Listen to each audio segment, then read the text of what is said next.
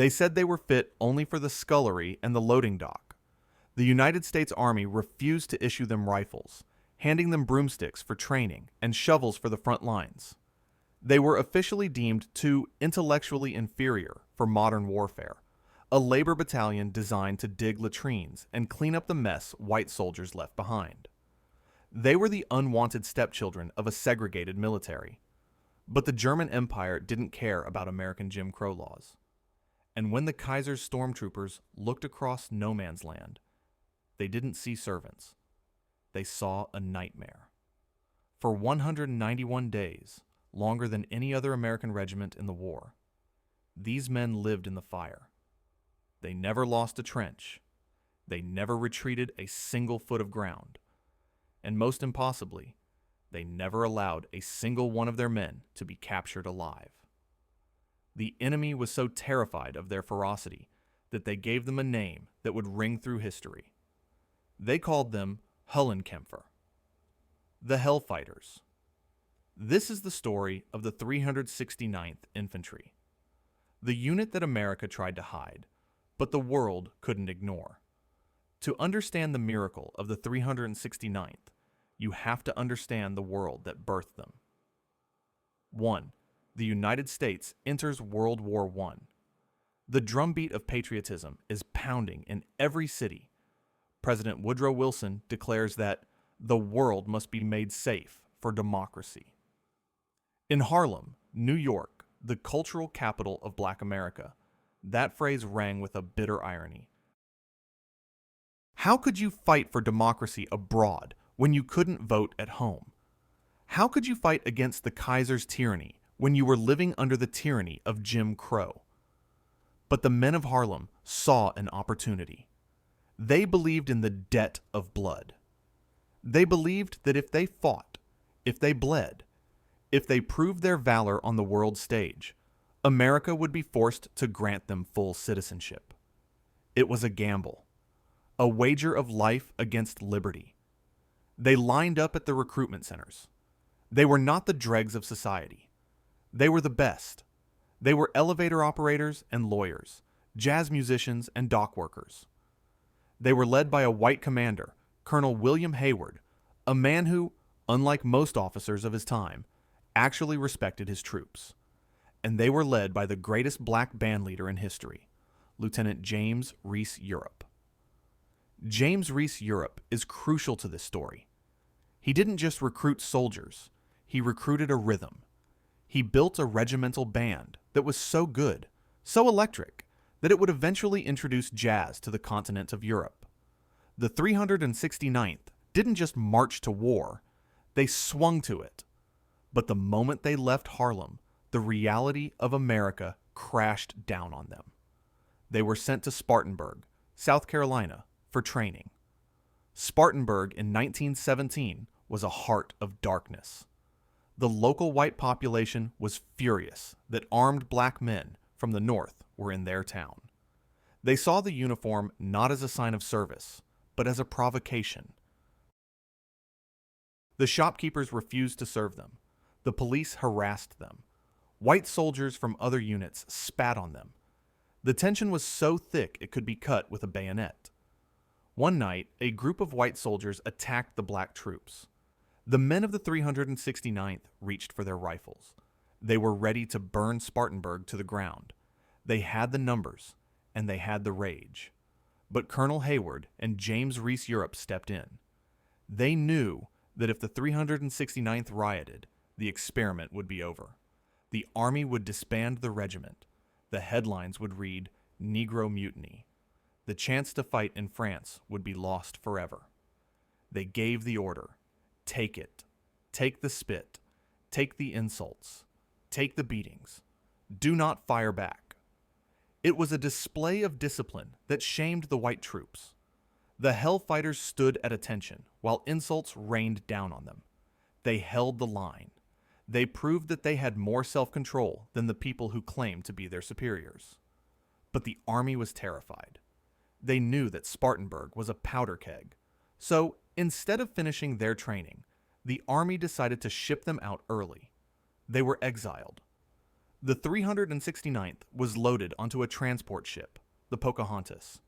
They had no rifles. They had no combat gear. They were being sent to France not as an advance guard, but as a problem to be disposed of. The voyage was a nightmare. The ship broke down. It caught fire. It was hunted by U-boats. But when they finally landed in Brest, France, on New Year's Day 1918, the men thought their war was finally beginning. They thought they would be given guns and sent to the front. They were wrong. The United States Army Expeditionary Force, AEF, led by General John Blackjack Pershing, had a strict policy. The U.S. Army would not integrate. White and black soldiers would not fight in the same trenches. So, the 369th was handed shovels. For months, the elite volunteers of Harlem were used as service of supply laborers. They unloaded crates of Spam. They built railroads. They dug latrines for white officers. They were treated like convicts. They watched as white units, some with less training and less motivation, were sent to the glory of the front lines. The morale of the unit began to crack. They had come to kill Germans, not to move dirt. They were being humiliated in a foreign land by their own countrymen. But history has a sense of irony. While the Americans were playing racial politics, the French army was dying.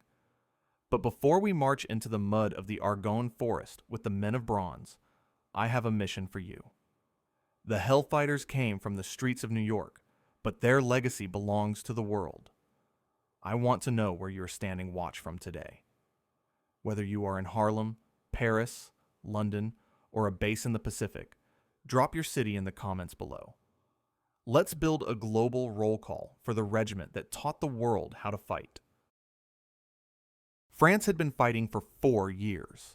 They had lost an entire generation of young men. They were bleeding to death at Verdun and the Somme. The French generals didn't care about the color of a man's skin. They cared about whether he could hold a rifle and pull a trigger. The French begged Pershing for reinforcements. Pershing refused to break up his white divisions. But he looked at the 369th, the unwanted regiment digging ditches, and he saw a solution. He decided to loan them to the French. It was an act of dismissal. He was essentially giving them away. He even sent a secret memo to the French military mission titled Secret Information Concerning Black American Troops. In this memo, the U.S. Army warned the French officers not to treat the black soldiers as equals. They warned them not to eat with them, not to shake their hands, and definitely not to let them socialize with French women. They said that treating black men with dignity would spoil them and cause trouble when they returned to America.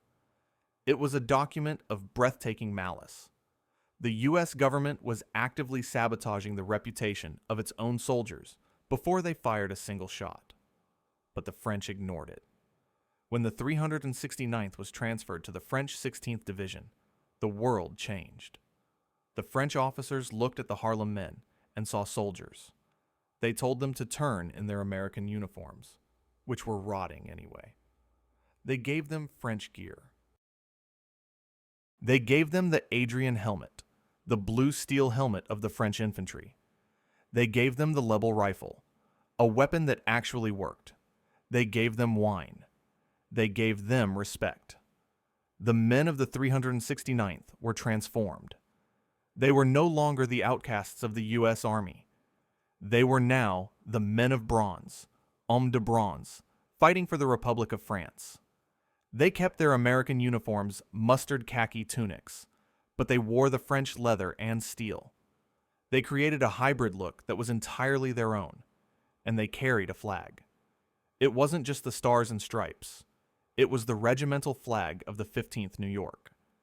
It featured a rattlesnake coiled to strike, with the motto, "Don't tread on me." They were about to show the Germans exactly what that motto meant. They were sent to the Champagne sector, to the trenches. The trenches of 1918 were a landscape of horror. Mud, rats, gas, and constant shelling. a place where life expectancy was measured in weeks. The white American officers predicted that the 369th would break. They said that without white leadership, the colored boys would run at the first sign of a German stormtrooper. But on the night of May 15, 1918, two men, Henry Johnson and Needham Roberts, were standing guard at Outpost 20. And when 24 German soldiers attacked them in the dark, they didn't run. Henry Johnson's rifle jammed. Needham Roberts was bleeding out, and Johnson pulled out a bolo knife. What happened next would become the first legend of the Hellfighters. It would be the moment the German army realized that the Americans had sent them a new kind of enemy, an enemy that fought with a ferocity they had never seen before. The night of May 14, 1918, was not a night for heroes. It was a night for ghosts. The Argonne Forest was wrapped in a suffocating blanket of fog and drizzle. The moon was hidden. The only light came from the occasional flare popping over no man's land, casting long, dancing shadows that looked like skeletons reaching up from the earth. Private Henry Johnson and Private Needham Roberts were alone at Outpost 20. It was a listening post, a small muddy hole dug 50 yards in front of the main French line. Their job was to be the tripwire.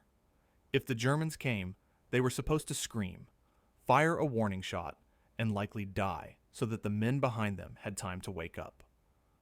Around 2:00 a.m., the silence broke. It wasn't a gunshot. It was a snip, the sound of wire cutters, metal biting into metal. Johnson stiffened. He elbowed Roberts. "You hear that?" They listened. Snip, snip. It was coming from the wire barrier in front of them. It wasn't one man. It was a team. Johnson reached for a box of French grenades. He whispered to Roberts to run back to the main line and alert the French. But before Roberts could move, the darkness exploded. A volley of German grenades landed in the trench. The concussion was deafening. Needham Roberts was thrown against the mud wall, his hip and arm shattered by shrapnel. He couldn't stand. He couldn't run. He was trapped. And then the shapes appeared. 24 German soldiers surged out of the mist.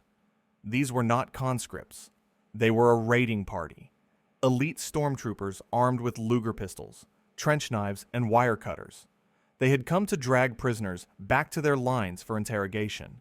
They saw two black men in a hole and thought they had found easy prey. They were wrong. Johnson grabbed his French Liebel rifle. He fired into the mass of gray uniforms.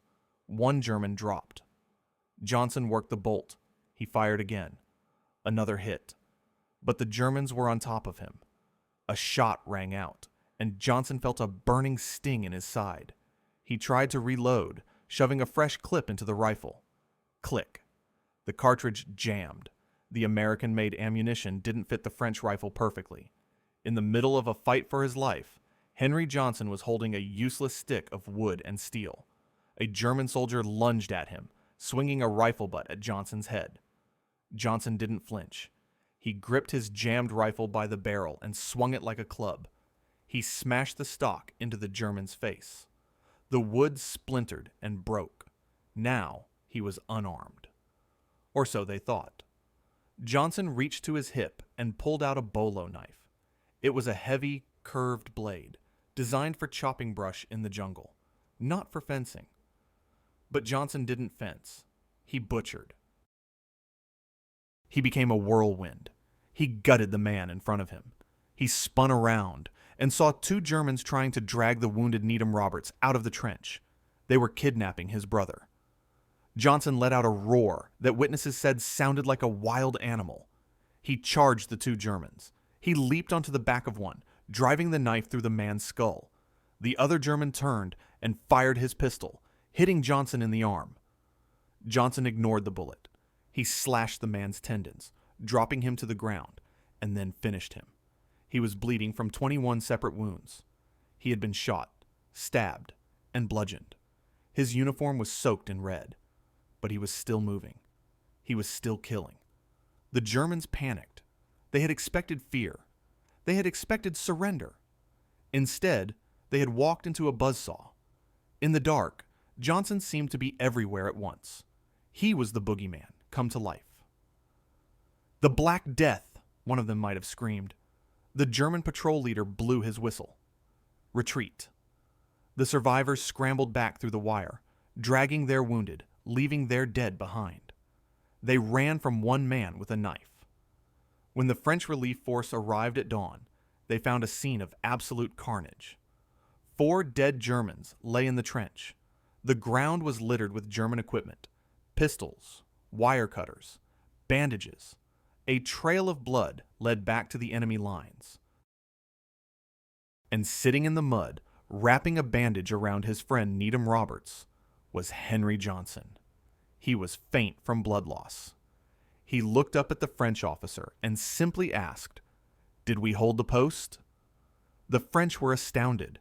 They had never seen anything like it. To the French army, Henry Johnson was a god of war. They immediately dubbed him the Black Death. They wrote citations that glowed with admiration. General Pétain, the commander-in-chief of the French armies, ordered that Johnson and Roberts be decorated immediately. They were awarded the Croix de Guerre with the Golden Palm. It was France's highest honor for valor in combat. Henry Johnson became the first American soldier in World War I to receive it. But the reaction from the American command was a study in cowardice. When the news reached the U.S. headquarters, there was no celebration. There was embarrassment. General Pershing's staff didn't know what to do. They had told the French that black men couldn't fight. They had written memos calling them subhuman. And now, a black porter from Albany had just outperformed every white soldier in the AEF. The U.S. Army tried to bury the story. They didn't award Johnson the Medal of Honor. He wouldn't receive it for another 97 years. They didn't give him a promotion. They didn't even give him a disability pension for his 21 wounds. They treated the incident as a fluke, an anomaly that shouldn't be talked about. But you can't hide a legend. The story leaked. The black press in America, the Chicago Defender, the Crisis, ran headlines that screamed across the ocean. The Battle of Henry Johnson. He became a folk hero overnight, and the regiment itself began to change. Before the battle, the 369th was seen as a labor unit. After the battle, they were seen as shock troops. The French moved them from the quiet sector to the hot zone. They were sent to the Champagne-Marne sector to stop the final German offensive of the war. The Germans, now fully aware of who was facing them, gave the regiment a new name. They didn't call them the 15th New York. They called them Die Höllenkämpfer, the Hellfighters. The name stuck. It wasn't just a nickname. It was a reputation earned in blood. The Harlem Hellfighters wore it like a badge of honor. They painted it on their helmets. They whispered it in the trenches. "We are the Hellfighters. We give 'em hell." But the war wasn't just about killing. It was about culture. While Henry Johnson was recovering in a hospital, another man was fighting a different kind of battle. Lieutenant James Reese Europe, the regimental band leader. James Reese Europe was already a star in New York before the war. He had founded the Clef Club. He had standardized the tempo of ragtime. But in France, he became a musical revolutionary. The Hellfighters Band was not a standard military brass band. It was a jazz orchestra in uniform. When they weren't carrying stretchers or firing machine guns, they were playing concerts for the Allied troops and the French civilians. They played a sound that Europe had never heard before. Syncopated rhythms, blues notes, a driving, infectious beat that made it impossible to stand still. There is a famous story of the Hellfighters Band playing in the Tuileries Garden in Paris. The French military bands played first, stiff, formal marches. Then, James Reese Europe raised his baton. The Hellfighters launched into the Memphis Blues. The crowd went insane. French generals were tapping their feet. Civilians were dancing in the aisles. They begged for encores. They asked to inspect the instruments because they thought the Americans must have trick horns to make those sounds. James Reese Europe wrote home, "We have won France for jazz." He was right. The Hellfighters planted the seeds of the Jazz Age in European soil. They showed that black culture was not primitive. It was sophisticated, complex, and vital. It was America's greatest export. So here you have the dual reality of the 369th. On one hand, they were the deadliest killers in the trenches, feared by the Germans. On the other hand, they were the most beloved cultural ambassadors in France, adored by the people. And yet, back home, they were still nuggers. As the summer of 1918 turned to autumn, the war entered its final, brutal phase. The Allied armies prepared for the Grand Offensive, the push that would break the German back, the Meuse-Argonne Offensive. The Hellfighters were moved to the front of the line. They were attached to the French 161st Division. Their objective was the town of Séchaux. It was a suicide mission. The town was a fortress. The fields leading up to it were open, covered by German machine guns and artillery. The French commander looked at Colonel Hayward and asked if his men were ready. Hayward looked at his black soldiers, men who had been spat on in South Carolina, ignored by their own government, and wounded in the dark. "They are ready," Hayward said. "They will go where you send them." On September 26, 1918, the whistle blew. The Hellfighters climbed out of the trenches. They didn't scream. They didn't run. They walked forward into a wall of lead. They were about to spend 191 consecutive days in combat. They were about to suffer 1,500 casualties. They were about to prove that the Hellfighter name wasn't just a German insult. It was a prophecy. September 26, 1918. The Meuse-Argonne Offensive. If you look at a map of World War I, this is the final, crushing blow. It was the largest battle in United States military history, involving 1.2 million American soldiers. The goal was to break the Hindenburg Line, the iron spine of the German defense. The terrain was a nightmare of dense forests, steep ridges, and fortified machine gun nests that had been hardening for 4 years. And leading the charge into the teeth of this fortress was the 369th Infantry. They were attached to the French 161st Division. The French generals who had come to rely on the men of bronze gave them the hardest objective, the town of Séchaux. Séchaux wasn't just a village, it was a trap. The Germans had turned every cellar into a bunker. They had pre-sighted their artillery on the open fields leading up to the town. To take it, the Hellfighters would have to cross open ground under a hailstorm of shrapnel and gas. When the whistle blew, the 369th went over the top. They didn't run. They advanced in a rolling barrage, walking behind a curtain of French artillery fire.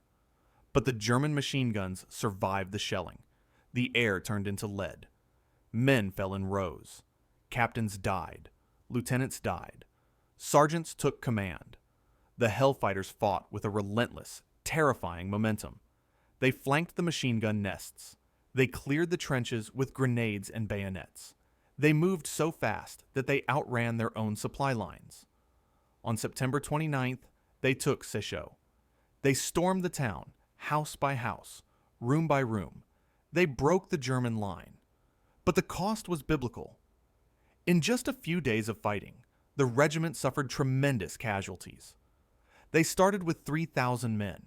They lost hundreds in the span of a week. But they never stopped. They never retreated. They never gave up a prisoner.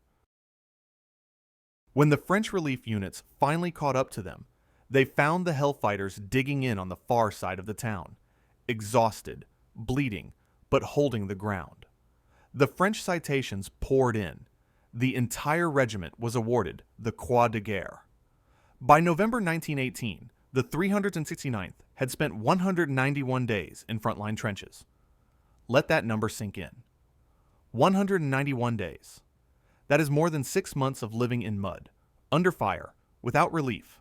Most American white units spent a fraction of that time on the line. The Hellfighters endured the unendurable. And then they achieved the ultimate honor. They were the first Allied unit to reach the Rhine River. They stood on the banks of the German border, looking across the water at the defeated enemy. They had walked from the docks of Brest to the edge of Germany. They had proven, beyond any shadow of a doubt, that they were the finest soldiers the United States had to offer. On November 11th, 1918, the armistice was signed. The guns fell silent. The war was over. Now came the question, how would America treat its conquering heroes? The 369th was shipped home in February 1919. They arrived in New York Harbor on the Stockholm.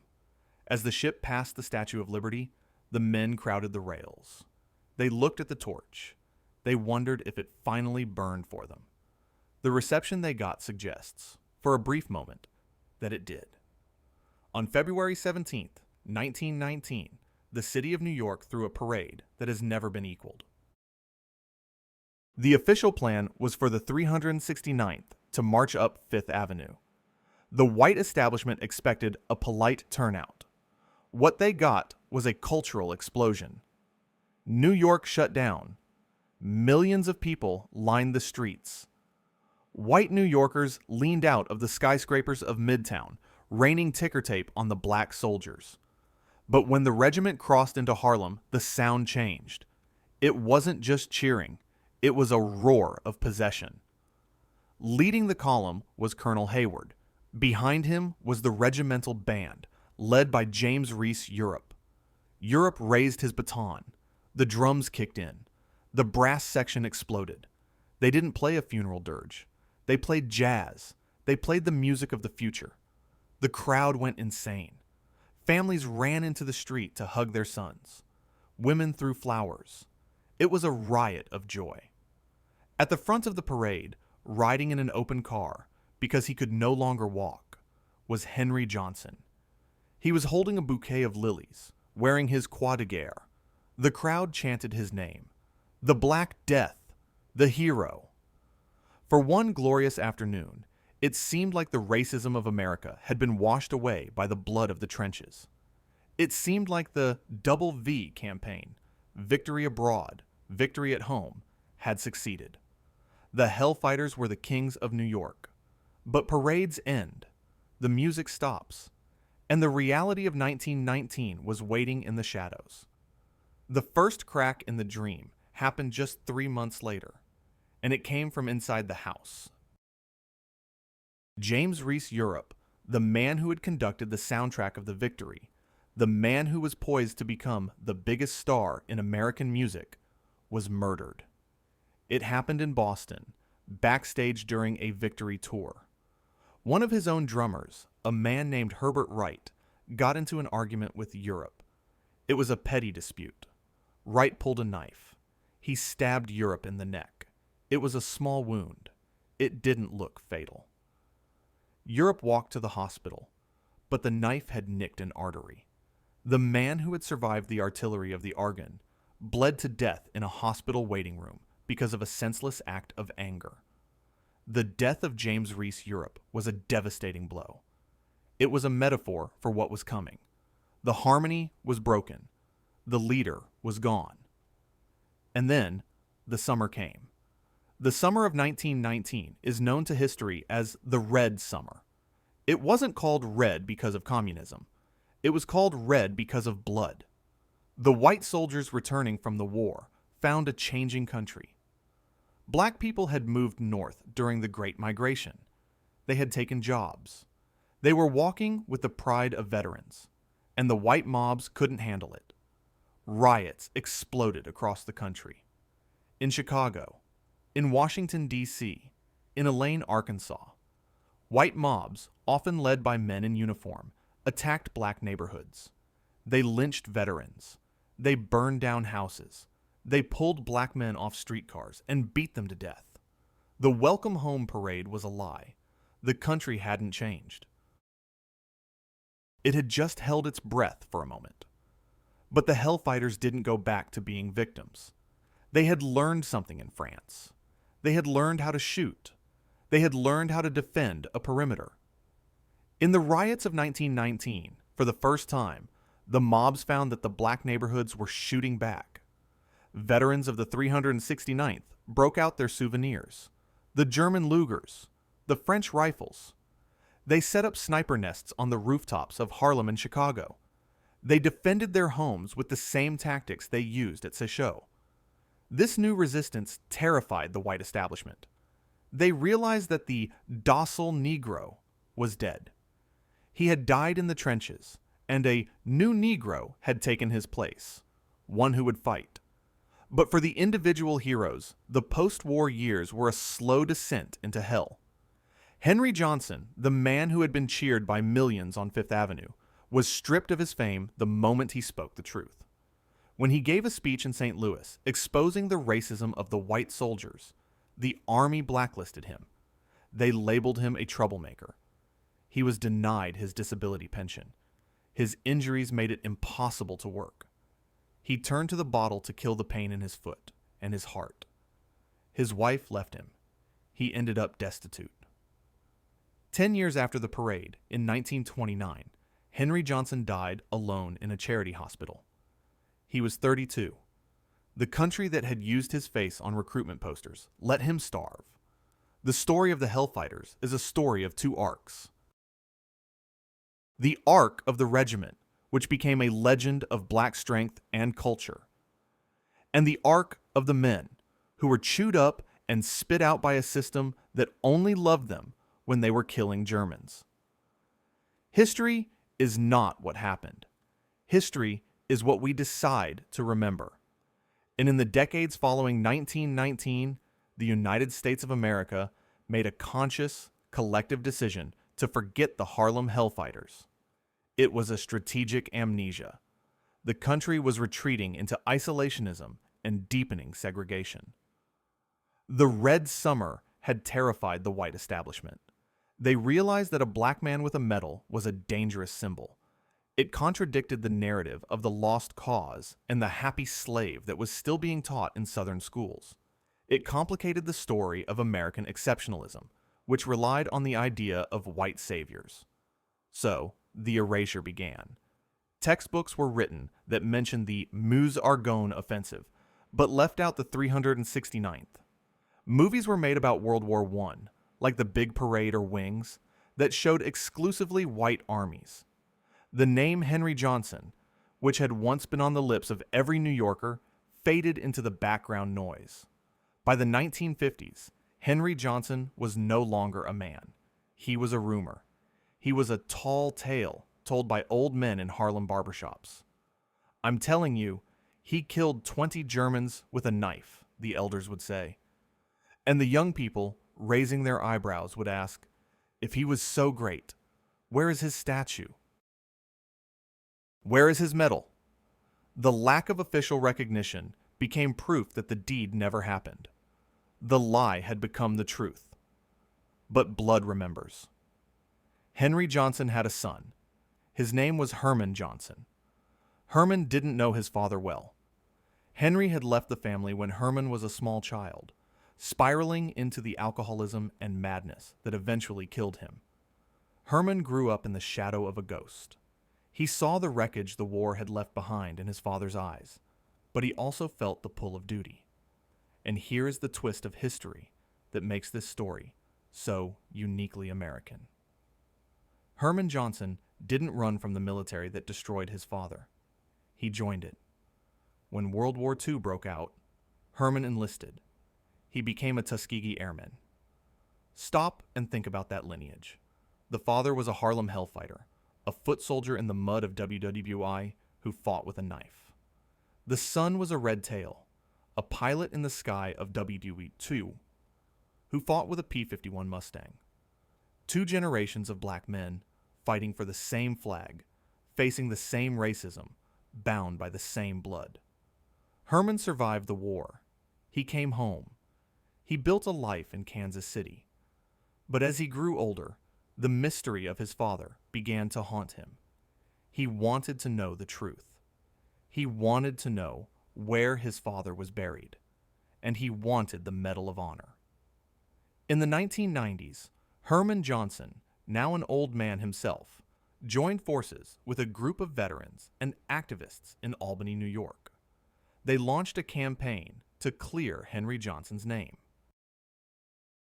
But the Pentagon fought back with their favorite weapon, the standard of proof. To award a Medal of Honor, the military requires incontestable proof of the deed. Usually, this means detailed after-action reports written by officers at the time of the battle. But Henry Johnson's war was 80 years ago. The witnesses were dead. The French officers were dust. And the American files were empty. "We can't give the medal based on a legend," the Pentagon officials said. "We need paper." So the team went hunting for paper. But first, they had to find the body. For 70 years, everyone assumed Henry Johnson had been dumped into a pauper's grave in Albany, a potter's field, unmarked and unmourned. It fit the narrative of his tragedy, the hero thrown in the trash. Herman spent years searching local cemetery records, looking for a plot that didn't exist. Then, in 2001, a breakthrough happened. Historians working with Senator Chuck Schumer's office decided to check the federal archives one more time. They weren't looking for a pauper. They were looking for a veteran. They found a burial card. It was a small, yellowed index card. It had been sitting in a drawer for 7 decades. It bore the name Henry Johnson. It listed his rank. It listed his unit. And it listed his burial location. He wasn't in Albany. He wasn't in the weeds. He was in Arlington National Cemetery. The revelation was earth-shattering. For 70 years, his family had believed he was thrown away. But the Army, in a rare moment of competence amidst the negligence, had actually given him a soldier's burial in 1929. He was lying in Section 25, Grave 6418. He had been there the whole time, surrounded by generals and presidents. But because of a clerical error, a failure to notify the next of kin, he had been lost in the middle of the most famous cemetery in America. Herman Johnson flew to Washington. He walked into Arlington. He found Section 25, and he stood in front of the white marble stone. It read simply, Henry Johnson, PVT, 369, ENF, 93, Dev. It didn't mention the Black Death. It didn't mention the wounds. But he was there. Herman fell to his knees. He touched the stone. "Daddy," he whispered, "I found you." It was a moment of profound closure for the son. But it was not justice for the soldier.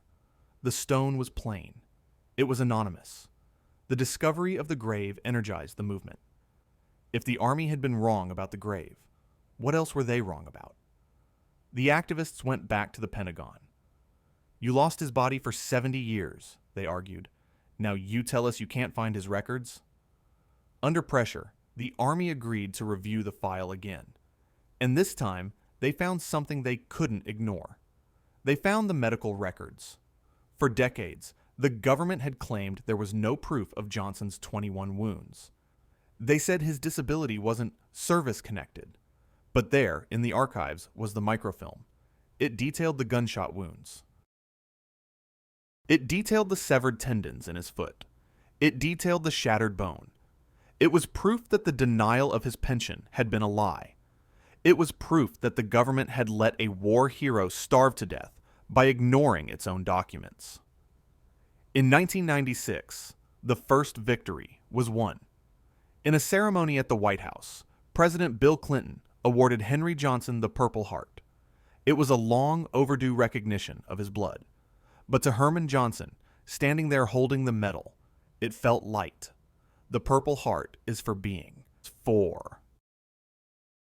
wounded. It is a medal for suffering. His father hadn't just suffered. He had fought. He had won. "This is good," Herman said, "but it's not enough. He didn't just bleed. He killed." The fight for the Medal of Honor, the Medal for Valor, intensified. But the Pentagon dug its heels in. They admitted Johnson was brave, but they stuck to their standard of proof. Without a specific, detailed American after-action report describing the specific acts of gallantry, they wouldn't upgrade the award. They ignored the French Croix de Guerre. They said foreign awards didn't count as primary evidence for a U.S. Medal of Honor. It was a catch-22 designed to fail. The only reason there wasn't an American report was because the Americans had loaned him to the French. The segregation that caused the problem was now being used as the excuse to deny the solution. The team needed a smoking gun. They needed a document written in 1918 by an American officer that explicitly described what Johnson did. It seemed impossible. The archives had been searched. The fire of 1973 in St. Louis had destroyed millions of records. The trail was cold. Herman Johnson passed away in 2004. He died without seeing his father get the Medal of Honor. He died believing that he had taken the fight as far as it could go. But the story didn't die with the sun. A new researcher took up the torch. Her name was Tara Kranzlin, a staffer for Senator Schumer. She wasn't a historian. She was a tenacious investigator who refused to take no for an answer. She went online. She started searching digital archives that hadn't existed when Herman began his quest. She didn't look in the Army files. She looked everywhere else. And in 2011, deep in the digital stacks of the New York State Military Museum, she found it. She found a memo. It wasn't a formal combat report. It was a memo written by General John J. Pershing, the Supreme Commander of the AEF, sent to the War Department in 1918. It was titled, "A Report on the Engagement of Henry Johnson." Pershing had written it himself. He had described the battle. He had confirmed the number of Germans. He had confirmed the broken rifle. He had confirmed the bolo knife. Pershing, the man who had warned the French not to treat black soldiers as equals, bad privately documented Henry Johnson's heroism in a memo that had been misfiled for 90 years. It was the smoking gun. It was the voice of the highest authority in the U.S. Army, speaking from the grave, saying he did it. With this document, the Pentagon ran out of excuses. The standard of proof had been met. The wall of bureaucracy, built on racism and indifference, finally crumbled. But the wheels of justice grind slow. Even with the Pershing memo, it took another 4 years of reviews, boards, and signatures. Finally, in 2015, the call came. The White House was ready. The long winter of erasure was over. The spring of recognition had arrived. But as the date was set, a bittersweet realization settled over the team. Henry was gone. Herman was gone. The men who had fought the battle on the ground and the battle in the archives were dead. June 2nd, 2015. The East Room of the White House. The room is gilded, opulent, and heavy with the ghosts of history. It is the room where treaties are signed and bodies lie in state. On this day, it is packed with generals in dress blues, senators in dark suits, and the quiet, reverent descendants of the 369th Infantry Regiment.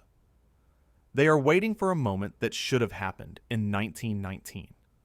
President Barack Obama stands at the podium. The symbolism is almost too heavy to process.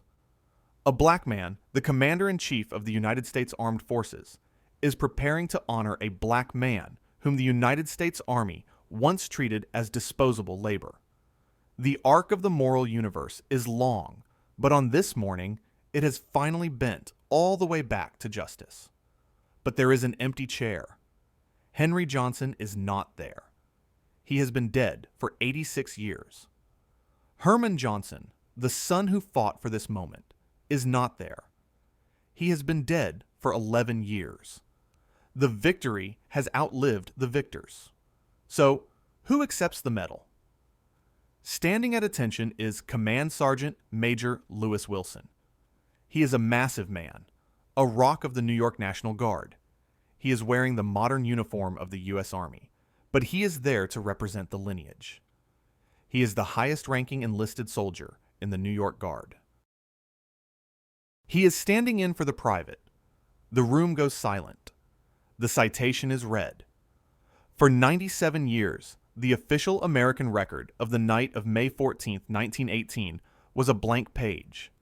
Now, for the first time, the government speaks the truth aloud. The citation recounts the jammed rifle. It recounts the grenades. It recounts the bolo knife. It uses the words conspicuous gallantry and intrepidity. We are a nation, President Obama says, that says we never forget and we mean it. It is a beautiful sentiment. But to the historians in the room and to the spirits of the Harlem Hellfighters, it is a complicated one. Because the nation did forget. It forgot on purpose. It forgot with malice. When the president places the blue ribbon around the neck of Command Sergeant Major Wilson, the room erupts in applause. The Medal of Honor, the star surrounded by a green laurel wreath, glints under the chandeliers. It is the highest validation a soldier can receive. It means you are in the pantheon. You are immortal. But as the applause washes over the room, one cannot help but think of the cost of that gold. That medal could have bought Henry Johnson a house in 1920. The pension attached to it could have paid for the surgeries to fix his foot. The status of it could have stopped the police from harassing him. It could have saved his marriage. It could have saved his life. Instead, he died sleeping on a cot in a charity hospital, wondering why his country hated him. The Medal of Honor in 2015 is not a reward for Henry Johnson. He is beyond rewards. It is a correction for America. It is the government admitting we were small, we were petty, we were racist, and he was greater than us. The medal does not fix the past. It does not unbreak the bones. It does not undrink the alcohol that numbed the pain, but it does something else. It changes the future. By awarding the medal, the Army forced the rewriting of every military history textbook in the country. From this day forward, every recruit at boot camp who learns the history of the Army has to learn the name Henry Johnson. They have to learn that a black man set the standard for close quarters combat. The Black Death is no longer a rumor whispered in the jazz clubs of Harlem. He is canon. But Henry Johnson wasn't the only ghost in the room that day. The medal cast a light on the entire unit. The 369th. The Harlem Hellfighters were the most extraordinary unit of the war. They spent 191 days in combat, longer than any white American regiment. They were the first Allied unit to reach the Rhine River. They introduced jazz to Europe, changing the cultural landscape of France forever. And they did it all while wearing French helmets because the U.S. Army refused to issue them American gear. The Medal of Honor for Johnson was a proxy award for the entire regiment. It was an acknowledgement that the Hellfighters were not just a colorful nickname. They were the tip of the spear. After the ceremony, the medal was taken to New York. It wasn't put in a private home. It was put on display in the New York State Military Museum. And then a final physical correction was made. Remember the headstone in Arlington? The simple white marker that Herman Johnson had found? Henry Johnson, PVT. The Army went back to Section 25. They removed that stone. They carved a new one. It stands there today, white and gleaming in the Virginia sun. It still says Henry Johnson. But now the text is etched in gold leaf. And below his name it reads, Medal of Honor. It is a beacon. Visitors who walk through Arlington looking for JFK or the tomb of the unknown soldier now stop at Section 25. They see the gold lettering. They look up the name on their phones, and they read the story of the bolo knife. The erasure is over. The signal flare has been seen. But there is a lingering tragedy in the story of Henry Johnson that we must confront in the final chapters of this saga. It is the tragedy of the one. America loves a singular black hero. It loves a Jackie Robinson, a Martin Luther King, a Henry Johnson. It loves to elevate one man to the status of superhero because it allows the system to say, look, if you are exceptional, you can make it. But what about Needham Roberts? Needham Roberts was in the trench that night too. He was blown up by a grenade. He threw grenades back while unable to stand. He fought until he passed out. He received the Croix de Guerre as well. But Needham Roberts didn't get the Medal of Honor. He is not a household name. He is the sidekick in the Henry Johnson movie. The focus on Johnson's superhuman feat obscures the reality that thousands of black soldiers fought and died in the Argonne Forest without recognition. They charged machine gun nests. They held the line against gas attacks. They died in the mud, anonymous and uncelebrated. Henry Johnson is the avatar for all of them. He is the vessel into which we pour our guilt and our gratitude. But we must remember that he was not a solitary giant. He was a soldier in a line of soldiers. He was part of a brotherhood that stretched from the Civil War to the trenches of France. And he was a man, not a symbol. He was a man who liked to dance. He was a man who loved his wife. He was a man who felt pain when it rained. By turning him into a bronze statue, we risk losing the humanity that made his sacrifice so profound. He wasn't a killing machine. He was a terrified young train porter who decided not to die. As we move toward the conclusion of this story, we have to look at what Henry Johnson's life teaches us about the present. We live in an era where we are constantly debating the definition of patriotism. Is it standing for the anthem? Is it wearing a flag pin? Henry Johnson gives us a different definition.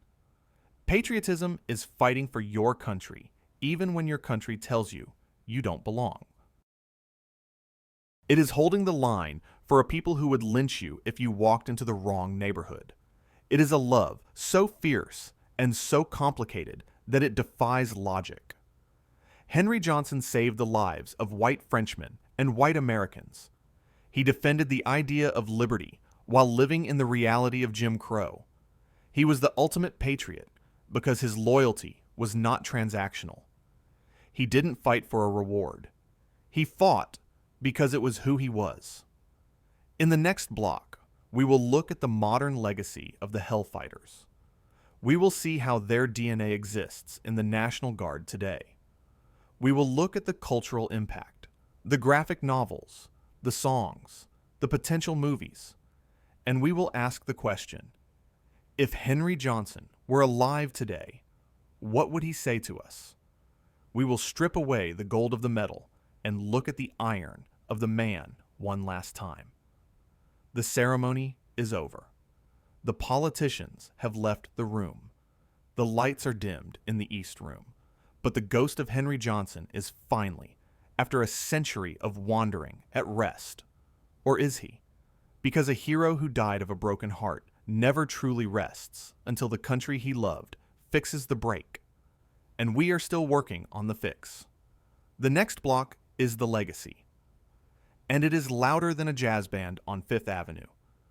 If you walk down Fifth Avenue in Harlem today, near 142nd Street, you will see a fortress. It is a massive brick castle, imposing and impregnable, sitting in the middle of the city. This is the 369th Regiment Armory. It is the spiritual home of the Harlem Hellfighters. Inside, the air is cool and smells of old wood and gun oil. There are murals on the walls depicting black soldiers charging into battle. There are glass cases holding the tattered remains of the flags that flew in the Argonne, and there are modern soldiers, men and women of the New York National Guard, drilling on the floor. The unit still exists. The 369th Sustainment Brigade is the direct descendant of Henry Johnson's regiment. They have deployed to Iraq. They have deployed to Afghanistan. They have served in Mali. When they put on their uniforms, they wear a distinctive unit crest. It features a rattlesnake coiled around a cactus, a nod to their training days on the Mexican border, and the motto, "Don't tread on me." But the real motto, the one stamped on their hearts, is the name Henry Johnson.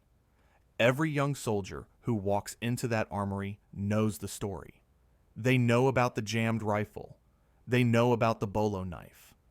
They know that they are walking in the footsteps of a giant. Henry Johnson didn't just save Needham Roberts. He saved the dignity of every black soldier who would come after him. He set a standard of ferocity that made it impossible for the Army to say, "They can't fight." He was the battering ram that cracked the wall of segregation. But as we close this chapter, we must look beyond the military. We must look at what Henry Johnson means to us, the civilians, the citizens, the people living in the America he fought to save. Henry Johnson is the ultimate rebuttal to the imposter syndrome of a marginalized people.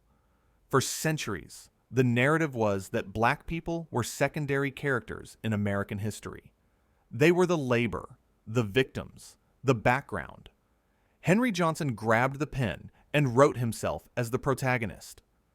He proved that in the ultimate test of human will, hand-to-hand combat against overwhelming odds, a black man was not just equal, he was superior. He teaches us that you do not need rank to be a leader. He was a private. He had no authority. He had no stripes. But when the world fell apart in Outpost 20, he took command of his own destiny. However, his story is also a warning. It is a warning about the cost of loving a country that doesn't love you back. The tragedy of Henry Johnson is not that he died young. It is that he died thinking he had failed. He died believing that his sacrifice was worthless because the government refused to validate it. We cannot fix that pain. We cannot go back to 1929 and hold his hand in that charity hospital. We cannot buy him the house he deserved. The debt is unpaid, and it is unpayable. But we can pay the interest. We pay it by remembering. In recent years, the story of the Harlem Hellfighters has exploded back into the culture. Max Brooks, the author of World War Z, wrote a graphic novel about them. There are talks of movies. The Black Death is becoming a superhero for a new generation. This is vital, because if we don't tell these stories, the vacuum will be filled with lies. We live in an era where history is under attack. There are people who want to ban books, who want to sanitize the past, who want to pretend that racism was a minor glitch rather than a systemic feature. The story of Henry Johnson is a weapon against that ignorance. You cannot look at his 21 wounds and say that racism wasn't real. You cannot look at the 97-year delay for his medal and say that the system was fair. His life is the evidence. So, what would Henry Johnson say if he were here today? If he stood in the East Room in 2015, looking at the president, looking at the medal, what would he think? He probably wouldn't smile. He was a tough man, hardened by a hard life. He might look at the medal and say, "It's about time." But he would also look at us. He would look at the ongoing struggle for voting rights. He would look at the economic disparity. He would look at the fact that black veterans are still fighting for equal benefits. And he would tell us to pick up the knife. Not a literal knife, but the knife of the spirit, the bolo knife of the mind. He would tell us that when your rifle jams, when the laws fail you, when the politicians fail you, when the system clicks on an empty chamber, you don't surrender. You switch weapons. You use your voice. You use your vote. You use your art. You use your community. You fight with whatever you have left. He proved that one man, alone in the dark, can stop an army. Imagine what we can do if we stand together in the light. The sun has set on the Argonne forest. The trenches are filled in. The trees have grown back, covering the scars of the artillery. But the ground is still sacred. It is salted with the blood of the 369th. As we end this broadcast, I want you to carry the image of Henry Johnson with you. Not the broken man on the street corner, but the warrior in the trench. Picture him. It is 3 a.m. The flare is dying. The Germans are coming.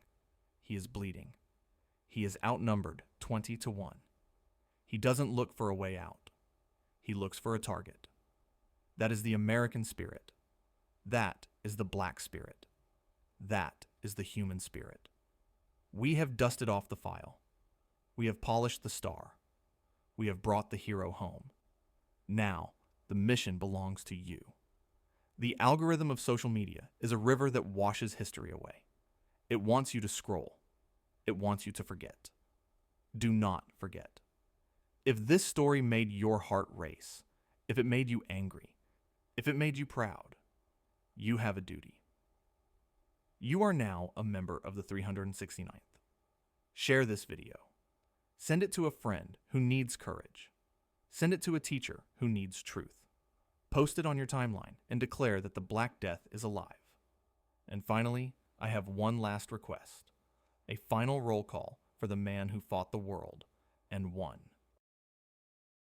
We need to make his name ring out louder than the German guns. We need to fill the comments section with the title he earned in blood. Go to the comments right now. I want you to type the name that the French whispered in awe and the Germans screamed in terror. Let's build a digital monument that will stand for another 100 years. Let's show the ghost of Henry Johnson that his army is finally here. Private Henry Johnson, United States Army, Harlem Hellfighter, Medal of Honor recipient. You are relieved of duty. You can finally rest. Thank you for watching. Keep your blade sharp, keep your head up, and never let them take your history. Dismissed.